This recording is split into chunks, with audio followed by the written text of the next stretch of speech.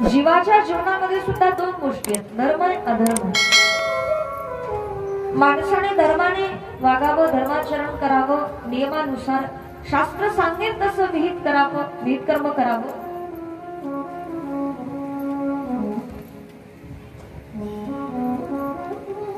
आणि म्हणून अधर्म सुद्धा जीवनामध्ये होता.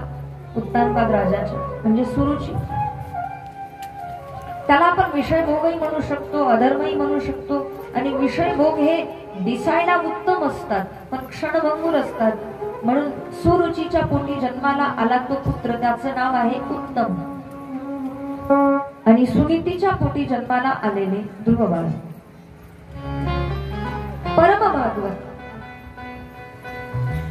अधर्मासाठी आपल्याकडे वेळ आहे पण धर्मासाठी आपल्याकडे वेळ नाही. कथा कीर्तन प्रवचन जीवनामध्ये सत्संग असेल, साधना असेल, नामस्मरण असेल, हे करायचं म्हटलं की माणसं कंटाळा करतात.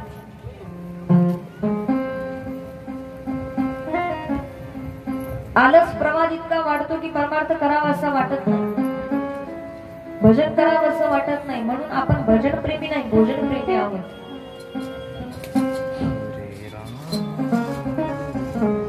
सुनीतीसाठी वेळ काढायचा म्हटला तर वेळ निघत नाही आपल्याकडून. भगवान ने चाहा तो भजन करेंगे, भगवान ने चाहा तो तीर्थ यात्रा करेंगे, भगवान ने चाहा तो भगवान को प्राप्त करेंगे, अगर भगवान ने नहीं चाहा तो भजन भी नहीं करेंगे. म्हणजे त्याच्या मनात असेल तर, अन्यथा नाही. असं कधी म्हणतो का? त्याच्या मनात असेल तरच संसार करू, त्याच्या मनात असेल तरच मुलाबाळांना जन्म घालू, त्याच्या मनात असेल तरच बाकीच्या गोष्टी करू असं म्हणतो का आपण? पण परमार्थ करायचा म्हटला, भजन करायचं म्हटलं, नामस्मरण करायचं म्हटलं, अगर भगवान की इच्छा होगी तो भजन करेंगे, नहीं तो नहीं करेंगे. म्हणजे परमार्थ त्याच्या भरोशाने आपण सोडून देतो. थोडक्यात सुनीतीसाठी आपल्याकडे वेळ नाही. तद्वतच राजा उत्तानपादला सुरुची अतिशय प्रिय होती पण सुनीती प्रिय नव्हती. म्हणून सुरुची ही जवळच राहत होती आणि सुनीती ही गावामध्ये झोपडी बांधून राहत होती. सुनीतीच्या पोटी आलेले परम भागवत श्री ध्रुवजी महाराज. बाल्यावस्थेपासून अतिशय सात्विकता त्यांच्या जीवनामध्ये होती. एके दिवशी असा प्रसंग घडला. उत्तानपाद राजाच्या मांडीवर ध्रुव बाळाचा छोटा भाऊ म्हणजे उत्तम बसलेला होता. आपल्या छोट्या भावाला पित्याच्या मांडीवर पाहून ध्रुव बाळाला इच्छा झाली पित्याच्या मांडीवर बसण्याची. म्हणून पित्याच्या मांडीवर बसण्यासाठी जवळ गेले. मांडीवर बसणार तेवढ्यात सुरुचीने हात धरला आणि ध्रुव बाळाला धक्का मारला. खाली पडले ध्रुवजी आणि रडू लागले. वय होतच किती मला 5 वर्षाचे ध्रुव बाळ. ध्रुवजी रडू लागले. त्या ठिकाणी सुरुची म्हणते, हे बघ, तू जरी यांचा पुत्र असलास तरी तुला यांच्या मांडीवर बसण्याचा अधिकार नाही. तो अधिकार फक्त माझ्या मुलाचा आहे, तो अधिकार तुझा नाही. आणि जर तुला तुझ्या पित्याच्या मांडीवर बसायचं असेल, या राजसिंहासनाचा अधिकारी उत्तराधिकारी व्हायचं असेल तर वनामध्ये जा, तपश्चर्या कर, भगवत प्राप्ती करून घे आणि देवाला सांग की मला सुरुचीच्या पोटी जन्म दे. म्हणजे तुला ही गादी पण प्राप्त होईल आणि पित्याची मांडी पण प्राप्त होईल, कारण की तू माझ्या पोटी जन्माला आलेला नाहीस. श्री वल्लभाचार्य महाप्रभु या ठिकाणी फार सुंदर वर्णन करतात. सुरुचि ने क्या किया? सुरुचि ने भगवान को साधन बना दिया और अपने गर्भ को साध्य बना दिया. सुरुचि म्हणते, माझ्या पोटी जन्म घेतला तरच तुला ही राजगादी प्राप्त होईल, अन्यथा ही राजगादी प्राप्त होणार नाही. तपसा आराध्य पुरुषम कसेव अनुग्रहेण मे. तू वनामध्ये जा, तपश्चर्या कर. ध्रुव बाळाला फार वाईट वाटलं. ध्रुव जी रोते रोते माता के पास आए। माता ने पूछा क्या हुआ बेटा? ध्रुव जी ने कुछ नहीं कहा। पास में एक दासी खड़ी थी, दासी से पूछा क्या हुआ? ये इतनी लंबी सांसें लेते हुए क्यों रो रहा है? तुम बताओ, राजमहल में क्या घटित हुआ? तो दासी ने जो भी घटना घटित हुई थी राजमहल में सब बता दी। और ध्रुव जी के मन पर भी इतने अच्छे संस्कार थे माता सुनीति के।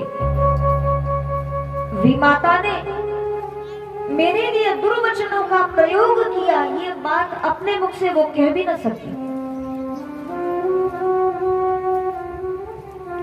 तो हर एक माता को, हर एक स्त्री को ऐसे ही संस्कारों का वपन करना चाहिए। जैसे बीज का वपन किया जाता है उसी प्रकार संस्कार हो तो ऐसे हो। इतने ऊंचे संस्कार दिए थे कि किसी के भी प्रति मन में शत्रुत्व नहीं लाना चाहिए, किसी के भी प्रति मन में बुरा भाव नहीं लाना चाहिए। सौतेली माता के प्रति भी, माता के प्रति द्वेष बुद्धि उनके भीतर थोड़ी भी नहीं थी। इसलिए तो गोस्वामी जी कहते हैं इस जगत में वही माता पुत्रवती है जिसका भक्त, जिसका पुत्र भगवान का भक्त हो।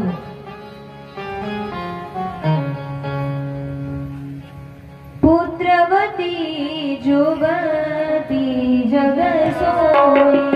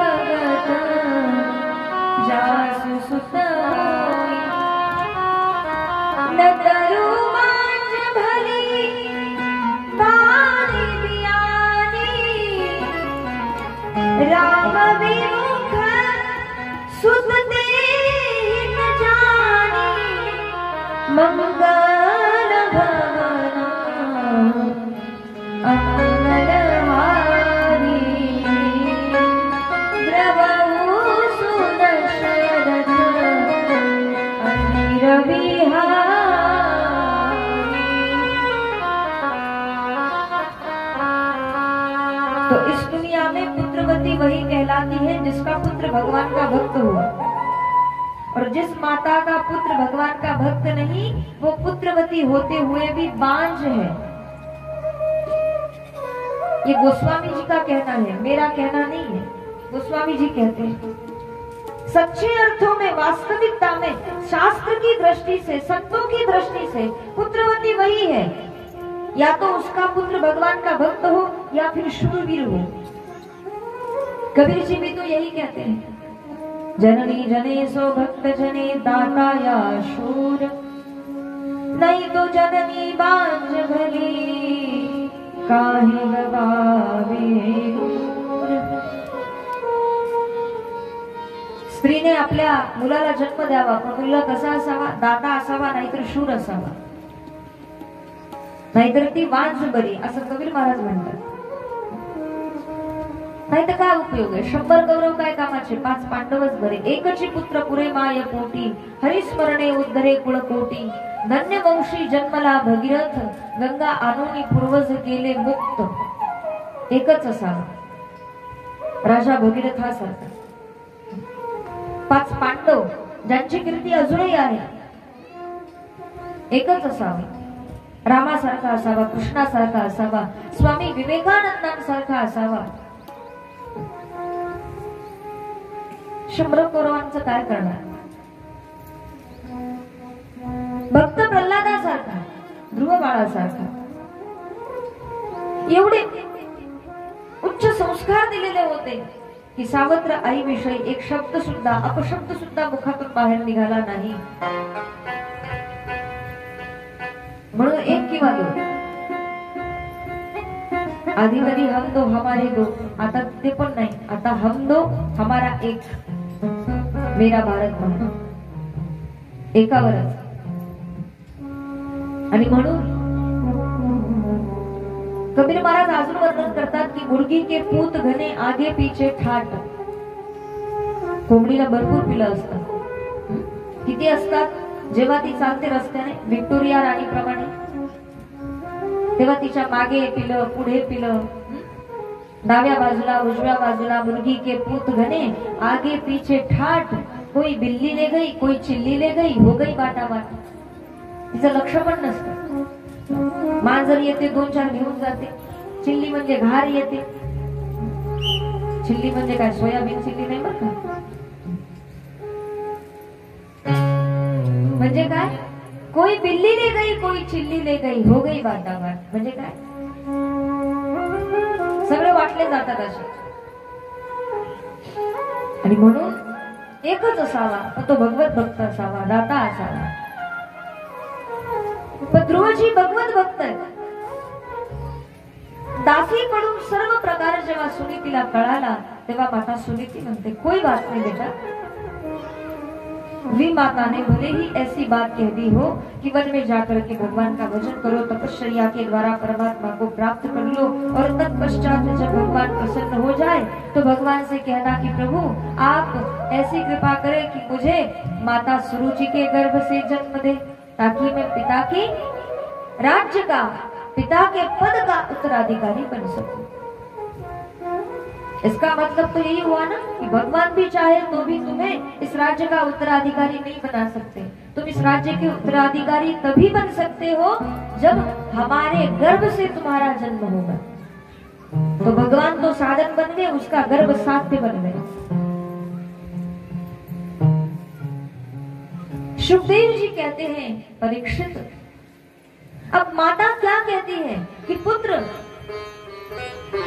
आज तक मैंने तुम्हें तुम्हारे जन्म देने वाले पिता के बारे में बताने में भी संकोच किया, बहुत डरते डरते बताया, लेकिन तुम्हारी सौतेली माता ने तो तुम्हें परम पिता का परिचय दे दिया. वो तो मुझसे भी बड़ी गुरु है. और कहते हैं कि विमाता का अधिकार जन्मदात्री से भी बड़ा होता है. मैं तो जन्म देने वाली हूँ, लेकिन वो विमाता है, और विमाता मतलब सौतेली माता, उसका तो अधिकार कई गुना है. उसकी बात मानो, वन में जाओ, भगवान का भजन करो. अब ध्रुव जी चल पड़े. माता सुनीती म्हणते, बाळ वनामध्ये जा, भगवंताचं भजन कर. पण आई, मला एखादे मार्गदर्शक सद्गुरू भेटले नाहीत ना? भेटतील, तू जा. कोण भेटेल मला? नारद महर्षी भेटतील. आईच्या वचनावर विश्वास ठेवला. ध्रुवबाळ निघाले. मनामध्ये काय भाव आहे? काय प्रीती आहे मला. अंतःकरणामध्ये एकच भाव घेऊन आता निघाले. अजून कोणीही मार्गदर्शक किंवा गुरु भेटलेला नाही, पण मनामध्ये भावना काय? तीच भावना प्रत्येक साधकाच्या, भक्ताच्या अंतःकरणामध्ये असावी. काय असावी? मुझे चरणों से लगा ले मेरे श्याम मुरली वाले.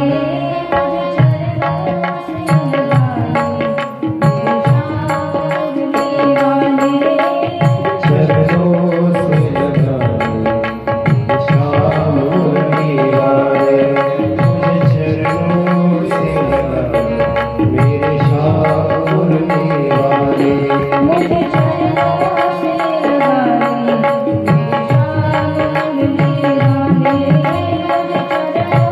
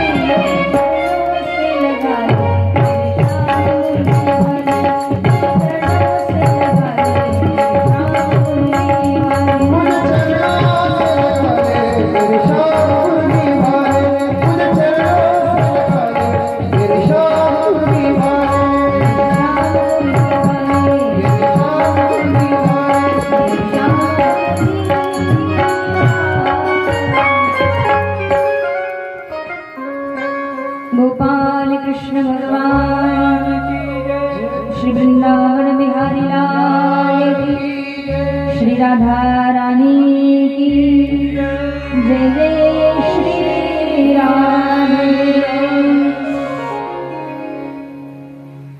मुझे चरणों से लगा ले मेरे श्याम मुरली वाले, मेरी सांस सांस में तेरा, मेरी सांस सांस में तेरा है नाम मुरली वाले। मुझे चरणों से लगा ले मेरे श्याम मुरली वाले। क्योंकि प्रभु पतझड़ है मेरा जीवन, बन के बाहर आजा, सुन ले पुकार कान्हा, बस एक बार आजा। बेचैन मन के तुम ही, बेचैन मन के तुम ही, आराम मुरली वाले। मुझे चरणों से लगा ले मेरी श्याम मुरली वाले। ध्रुव बाळाच्या अंतकरणामध्ये हा भाव आहे आणि तो भाव अंतकरणामध्ये घेऊन भगवंताच्या प्राप्तीसाठी वनाच्या दिशेने निघाले। सर्वप्रथम ज्यांची भेट झाली ते श्री नारद महर्षी। नारदांना पाहिल्याबरोबर ध्रुव बाळाला आनंद झाला, कारण की आईने सांगितलं होतं सर्वप्रथम गुरु म्हणून मार्गदर्शक म्हणून नारदजी तुला भेटते आणि बाळा ते जसं सांगतील ना तसंच भजन कर, तशीच आराधना, तशीच साधना कर। नारदांना पाहिल्याबरोबर साष्टांग दंडवत घातला। श्री संताची माथा चरणावरी साष्टांग हे करी दंडवत घातल्याबरोबर विचारलं तुम्ही कोण आहात? बाळ मी नारद आहे। आणि स्वतःचा परिचय दिल्यानंतर नारद महर्षी म्हणतात, ज्या भगवंताची प्राप्ती करून घेण्यासाठी तू वनामध्ये जातोय तो परमात्मा एवढा सहजासहजी प्राप्त होत नाही। योगी यांच्या ध्यानी ध्याता ना तुळसी, तो तू आम्हा पासी मागे पुढे। श्रीमद भागवतामध्ये नारद महर्षी भगवत प्राप्तीची दुर्लभता सांगतात। परमात्मा किती दुर्लभ आहे। समाधीद्वारे, योगाद्वारे, ध्यानाद्वारे ज्या परमात्म्याला प्राप्त करून घेण्याचा प्रयत्न ऋषीमुनी करतात, त्यांना तुझ्यासारख्या लेकरांनी कसं प्राप्त करावं? मुनयः पदवीं यस्य निसंगेनो रुजन्मभिः न विदूर मृगयन्तोऽपि तीव्रयोग समाधिना। तीव्र योग समाधीद्वारे जो परमात्मा सहज प्राप्त होत नाही, तो परमात्मा तुला कसा प्राप्त होईल?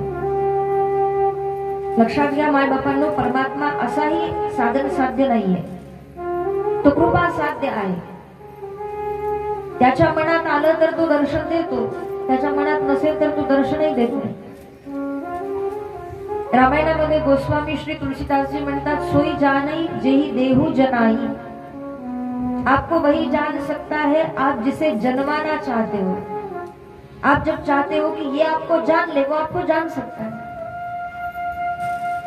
म्हणून ध्रुव बाळाला नारद महर्षी म्हणतात, तू वनामध्ये जातोयस भगवंताची प्राप्ती करून घेण्यासाठी, पण माझं ऐक, तुझं हे वय भजन करण्याचं नाही, तू घरी जा।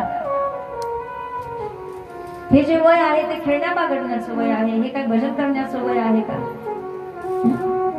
लोक सुद्धा म्हणतात ना महाराज, भजन करायचं, परमार्थ करायचा, साधना, नामस्मरण या सर्व गोष्टी म्हातारपणातल्या आहेत। बाल्यावस्थेत कशाला, तारुण्यावस्थेत कशाला? म्हातारपण तेच त्याच्यासाठीच आहे।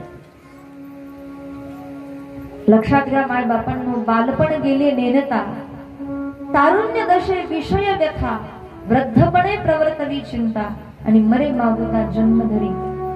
बाल्यावस्था अज्ञान दशेमध्ये निघून जाते, तारुण्यावस्था विषय विकारामध्ये निघून जाते, आणि वृद्धावस्थेमध्ये माणसाला सारखी चिंता वाटते। त्या चिंतेचा काहीच उपयोग नसतो तरी माणसं चिंता करत राहतात. वृद्धपणे प्रवर्तली चिंता.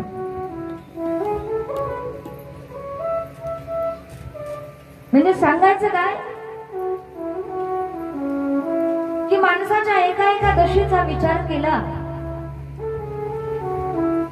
तर त्या दशेनुसार आपण जर पाहिलं, जसं मी तुम्हाला सांगून गेले की जन्म तेरो बातो ही बीत गयो, अरे तूने कबहू ना कृष्ण कयो. त्याच्यामध्ये क्रमशः बाल्यावस्था, तारुण्यावस्था, वृद्धावस्था याचं वर्णन कबीर महाराजांनी करावं. तशी ही बाल्यावस्था ही खेळण्या मागण्याची आहे. माझं आई तू घरी जा.